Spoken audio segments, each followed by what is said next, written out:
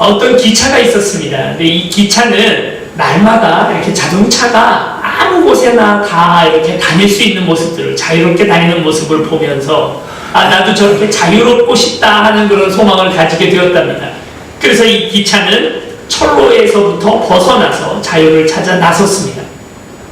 그러나 그 다음 순간에 이 기차가 자유로워졌을까요? 그는 자유를 도리어 잃어버리게 됩니다. 어떤 배가 있었습니다. 늘 육지에 대한, 나는 이렇게 늘 습하고 끈적끈적한 바다만 다녀야 되나, 파도 많은 바다만 다녀야 되나, 나도 저 자동차들처럼 육지로 올라가고 싶다 해서 배가 육지로 올라갑니다. 자유를 얻었을까요? 오늘 우리의 자유라고 하는 것은 우리가 일탈해서, 우리가 있어야 할 자리에서 더 벗어나서 먼 곳을 나가게 되면 그때부터 자유다라고 우리는 생각을 하지만, 그러나 실제로 오늘 우리에게 자유라는 것은 우리가 있어야 할 자리에 있을 때 참으로 자유롭다 하는 사실입니다. 프랑스의 실존주의 철학자 샤르트르는 그렇게 말했습니다. 자유라고 하는 것은 우리가 우리 있어야 할 자리에 있는 것이 진정한 자유다. 우리 모든 인류는 하나님 안에서, 하나님 안에 있을 때 참으로 자유롭습니다.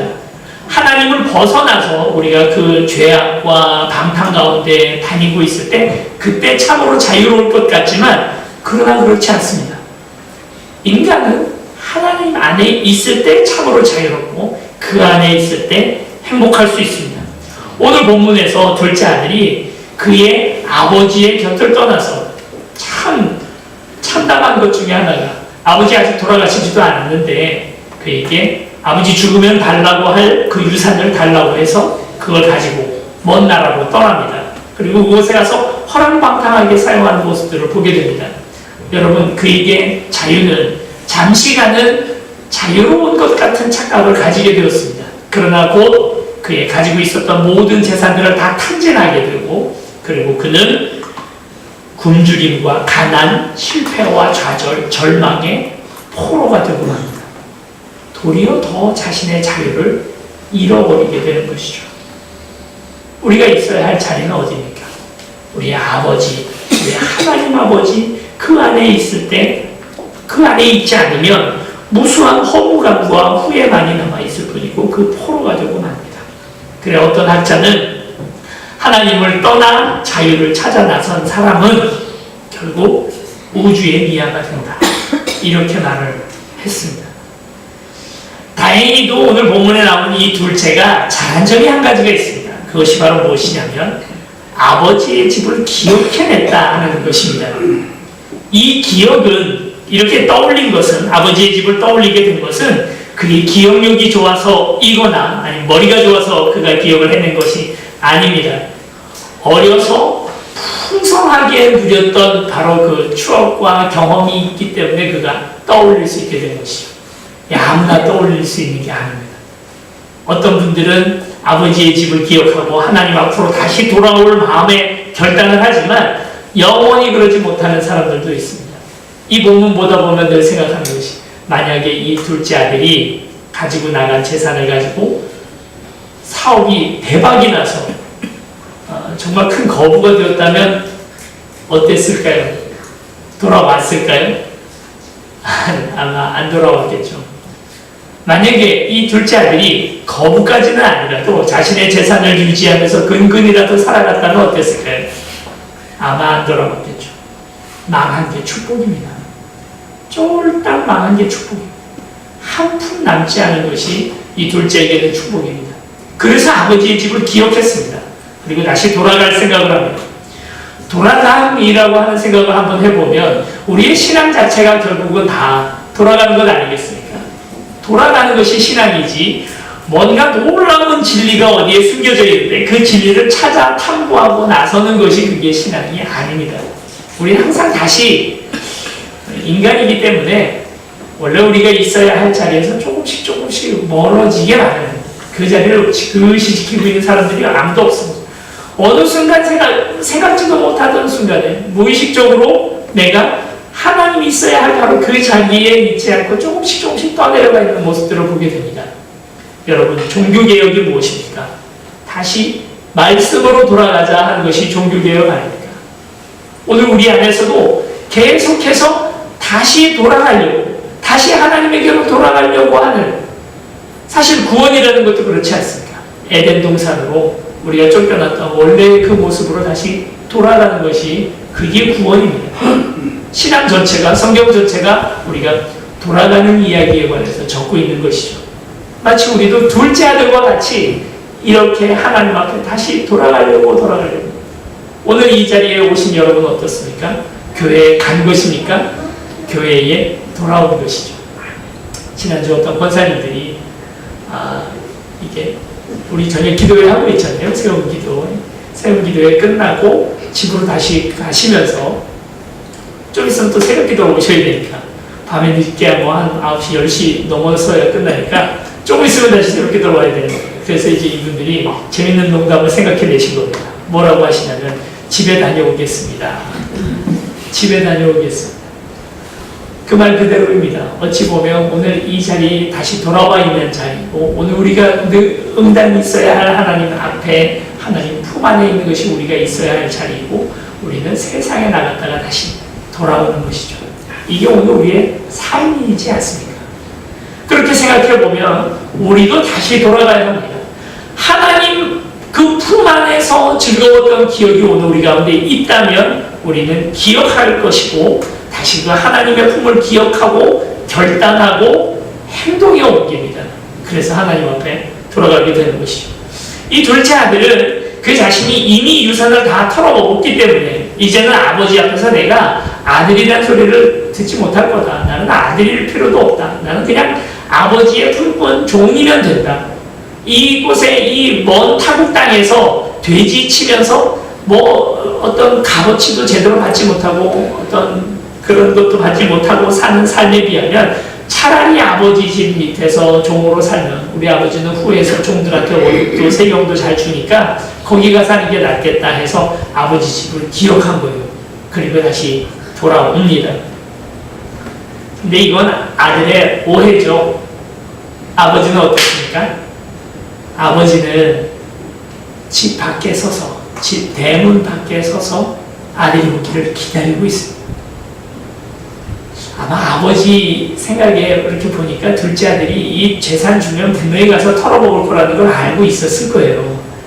이제쯤 다 털어먹었겠지 하고 생각을 하고 밖에 나와 기다리고 있는 겁니다. 아들이 올 줄 아버지는 이미 알고 있었어요.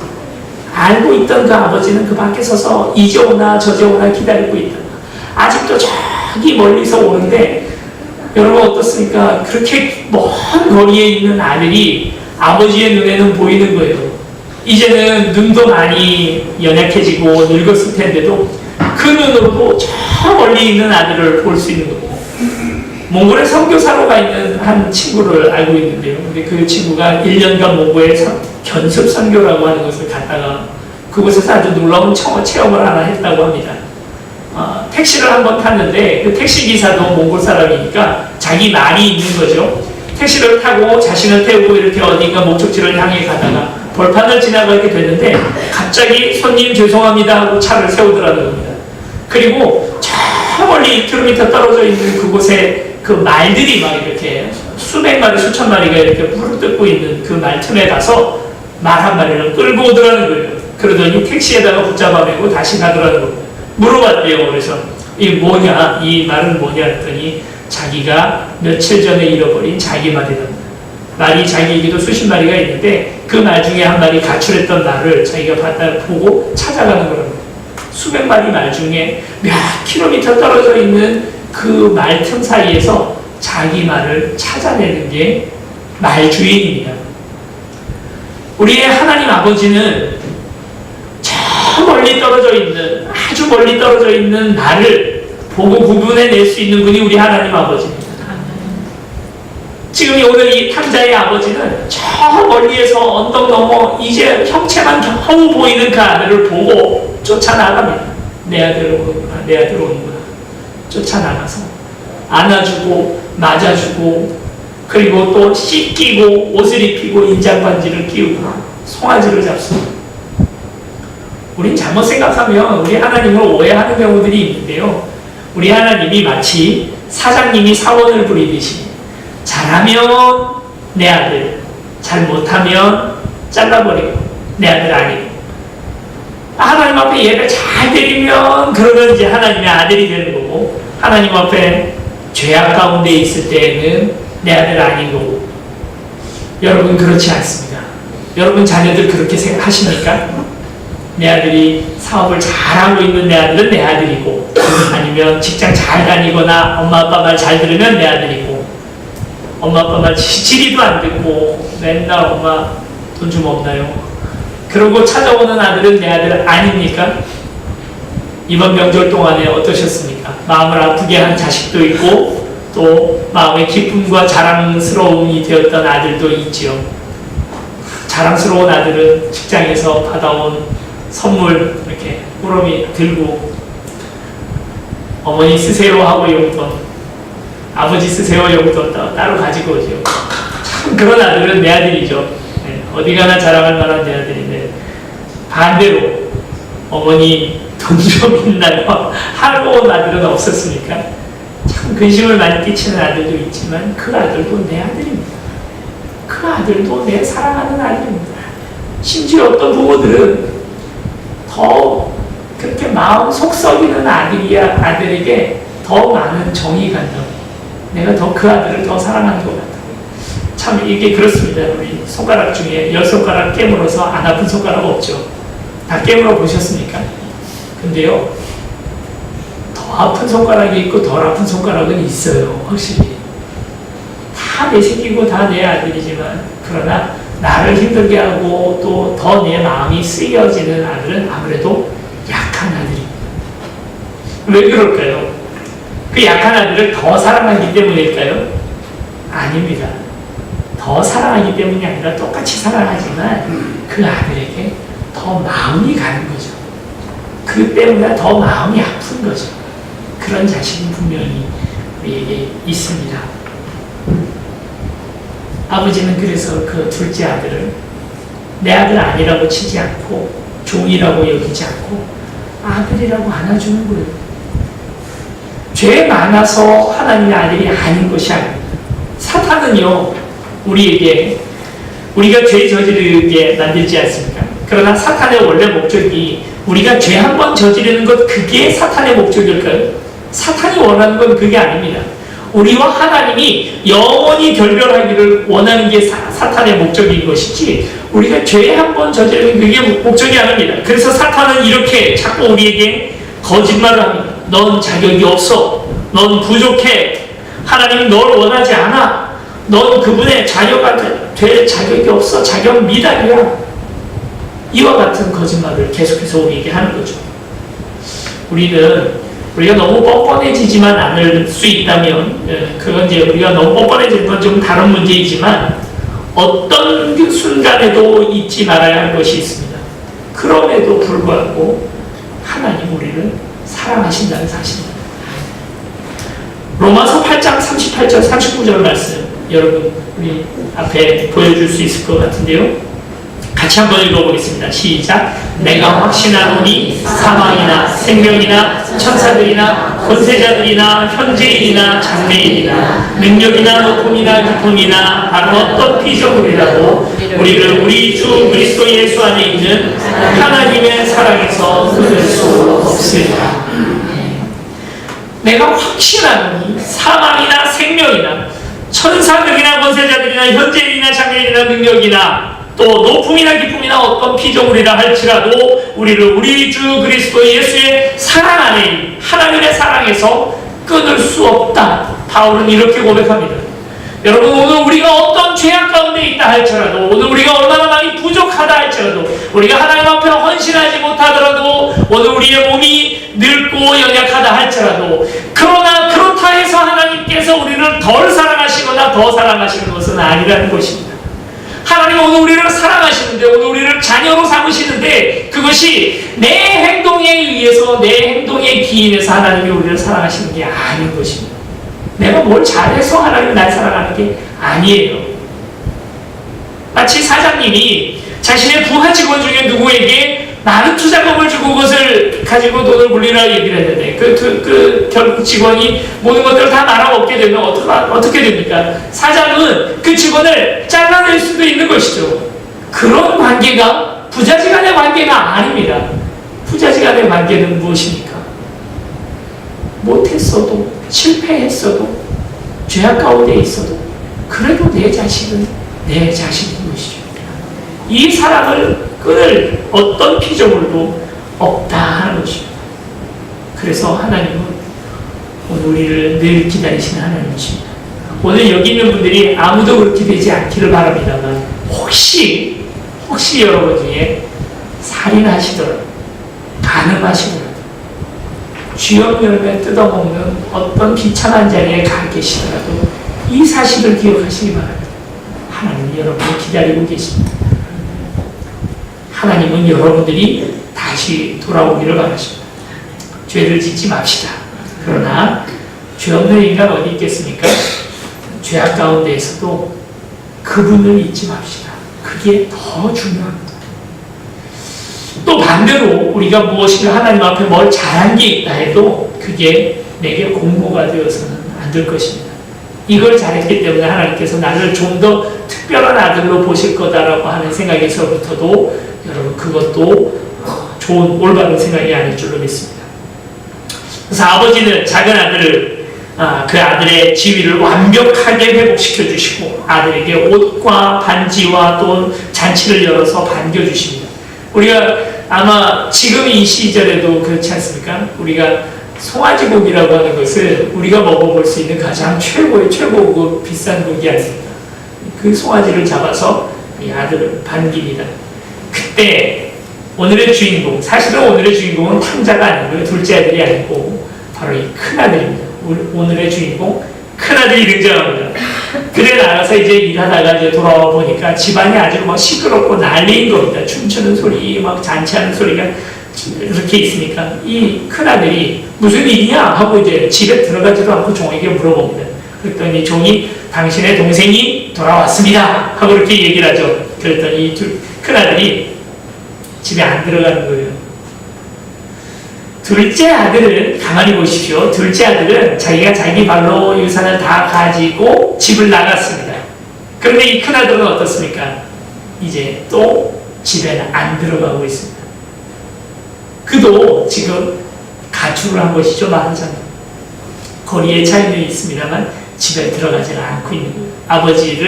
아버지의 마음을 이해하지 못하고 있는 것입니다. 아버지를 떠나 있는 것입니다. 그랬더니 이 아버지가 이 큰아들을 이게 나와서 집 밖에 나와서 큰아들을 달랩니다. 그랬더니 이 큰아들이 뭐라고 얘기를 합니까? 큰아들에게는 아주 맺힌 게 많습니다. 내가 아주 어려서부터 늘 아버지 곁에 있으면서 아버지 모든 시중 수발 다 들고 아버지의 집을 지켰던 게 바로 나인데 내가 내 친구들과 함께 즐기라고 염소 새끼 한 마리 잡아준 적이 없더니 참기들과 함께 아버지의 유산을 다 한꺼번에 말아먹은 저 둘째 아들이 돌아오니까 송아지를 잡습니까? 여러분 어떠세요? 이해가 가지 않습니까? 저는 큰아들의 말이 100번 맞는 것 같아요. 아버지가 진짜 할 말이 한마디도 없을 것 같습니다. 제가 만약 이 아버지라도 미안하다. 잘못했다. 아들아 정말 나를 용서해다오. 내가 정말 너한테 잘못했구나. 지금이라도 소 한 마리 또 잡을까? 뭐 이렇게 달랬을 것 같은데 다음 주일날은 한번 친구들 데리고 와라. 내가 생일 파티 한번 해줄게. 뭐 이럴 것 같은데 아버지가 그 아들에게 뭔가 다른 이야기를 해줍니다. 아버지의 변명을 한번 살펴보겠습니다. 아버지는 뭐라고 얘기합니까?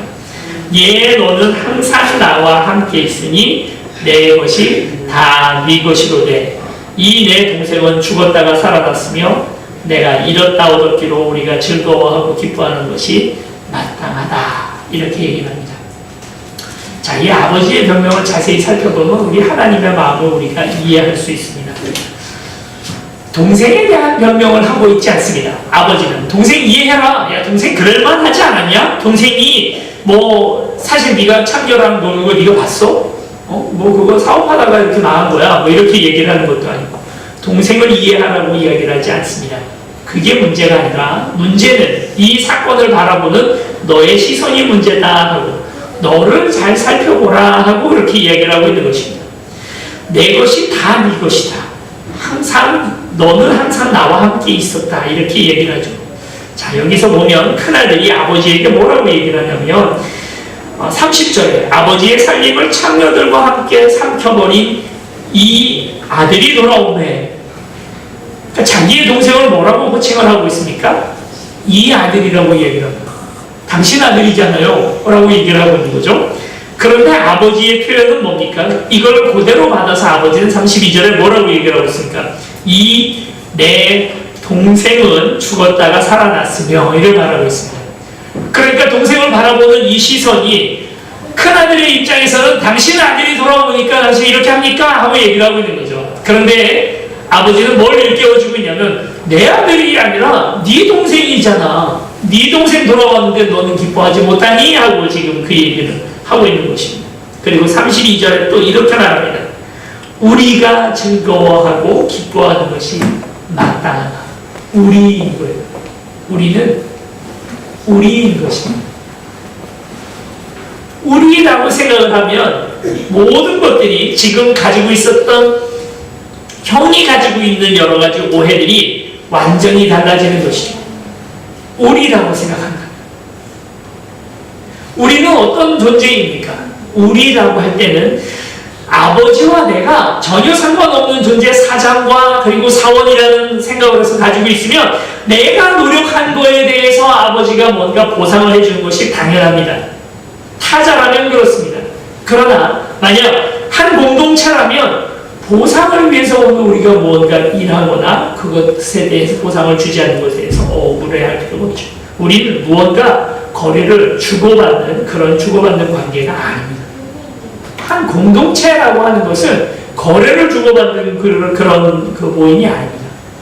우리는 그 존재 자체, 이 관계 존재의 풍성함을 누리지 못하고 잘못된 피해의식만 잔뜩 가지고 있는 둘째 아들을 보게 됩니다.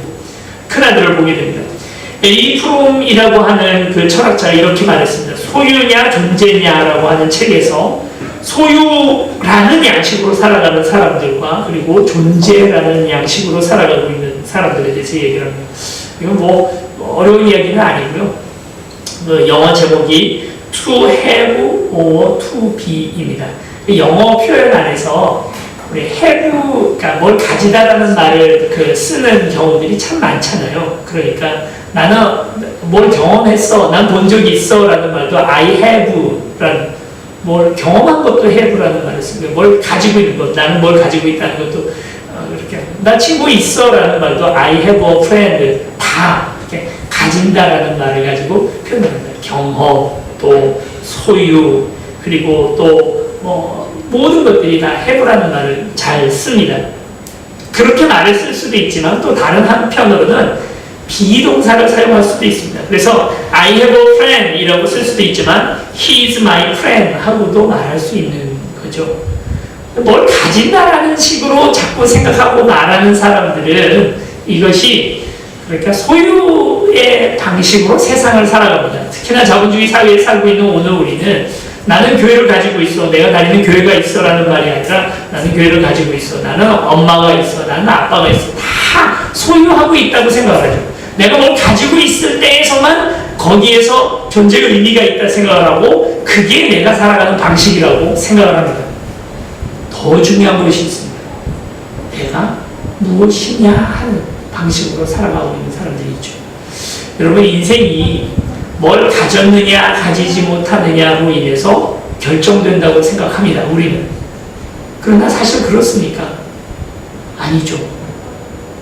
오늘 신앙인들은 내가 뭘 가졌느냐 가지지 못했느냐 때문에 우리의 인생이 결판나는 것이 아니라 내가 누구에게 가져줬느냐 하는 바로 그 사실에서 내 인생이 결판난다는 사실. 그걸 믿는 사람들이 우리 아닙니까? 내가 아파트를 가지고 있느냐, 통장을 가지고 있느냐, 아니면 좋은 배우자가 있느냐, 좋은 부모를 가졌느냐 하는 바로 그것 때문에 내 인생이 이런 모습 저런 모습으로 바뀌어진다. 그것 때문에 내 인생이 화려해지기도 하고 때로는 더 궁색해지기도 한다라고 생각을 하는 것이 아니라 오늘 우리는 나를 가지고 있는 것이 무엇이냐에 따라서 오늘 우리의 자신의 신앙이 그리고 오늘 우리의 삶이 달라진다는 것입니다. 내가 누구냐 하는 것 때문에 내 삶이 달라진다는 것입니다. 두 아들이 오해하고 있는 것이 있습니다. 사실 큰 아들과 둘째 아들은 그 나타난 그 모습만 다를 뿐이지 똑같은 오해를 가지고 있습니다. 큰 아들은 무엇입니까? 작은 아들은 무엇입니까? 내가 아버지로부터 유산을 가지게 되면 참된 자유를 얻게 될 것이다. 돈 문제만 해결되면 내가 자유하고 내 마음대로 스스로 자립하고 설 수 있을 거다 생각을 해서 그 자유를 가지고 떠났습니다. 그러나 또 큰 아들은 무엇입니까?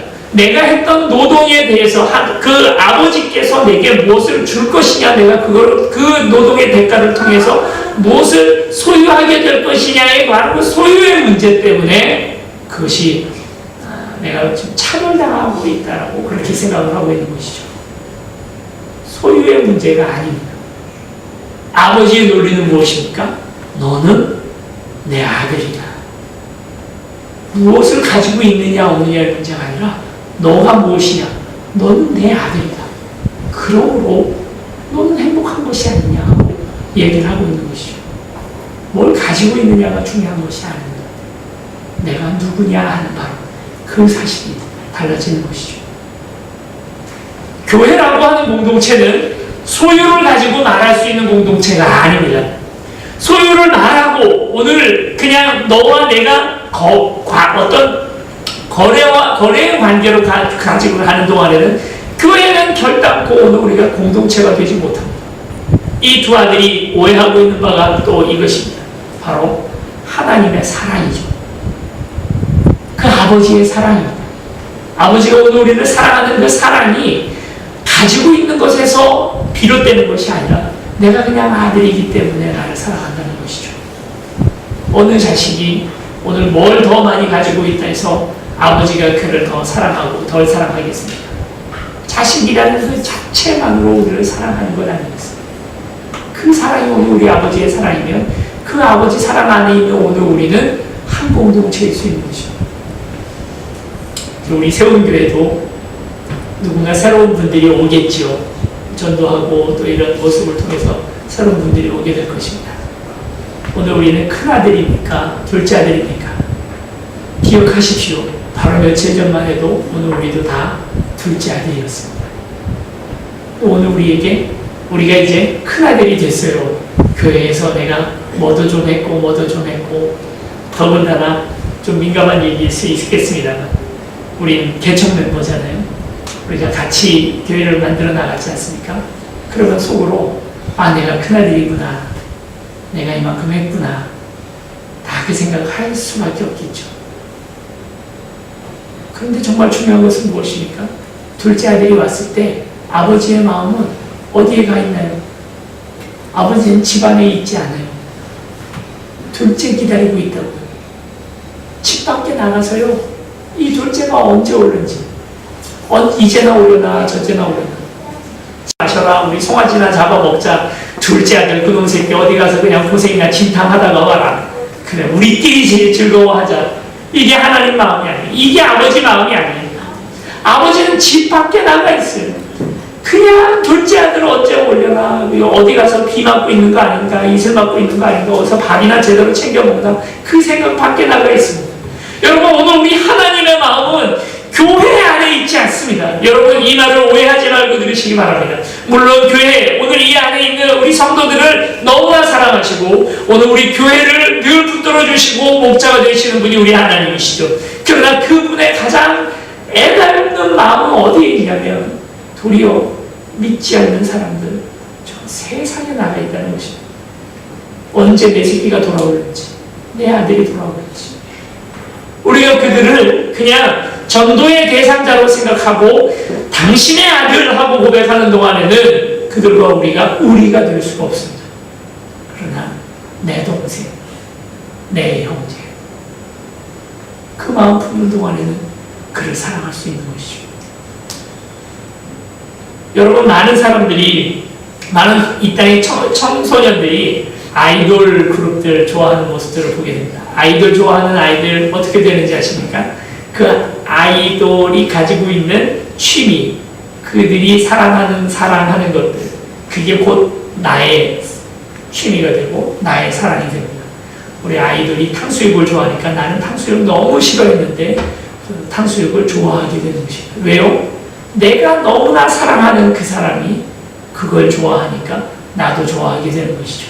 여러분 까마득해서 기억도 안 나실지 몰라도 나의 사랑하는 배우자가 신혼 초에는 그렇지 않습니까? 나의 사랑하는 배우자가 좋아하는 것이 곧 또 내가 좋아하는 것이 되잖아요?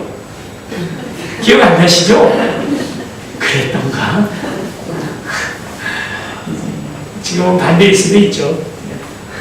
그분이 좋아하는 거라면 이제 꼴도 보기 싫어 그렇게 될 수도 있겠어요. 보통은 정말 사랑한다고 그러죠. 우리 하나님이 너무나 사랑하는 것을 당연히 나도 사랑할 수 있게 되지 않습니까? 우리 하나님이 우리 밖에 있는 사람들, 믿지 않는 사람들을 너무나 사랑하는데요. 그런데 나도 그 사랑할 수밖에 없지 않습니까?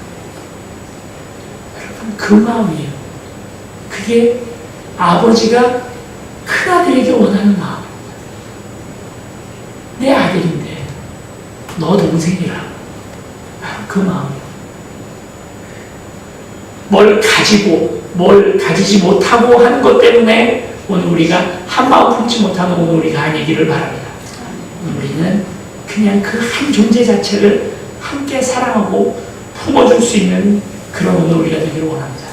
하나님께서 오늘 우리에게 전도하라 하시는 그 말씀은 여러분 하나님의 사랑 때문에 우리가 전도하는 것입니다.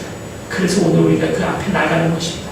내가 한 번도 먹어본 적이 없는 바로 그 송아지 요리 그것들로 그들을 안아줄 수 있는 오늘 그런 큰아들이 되는 저와 여러분들이 되시길 바랍니다.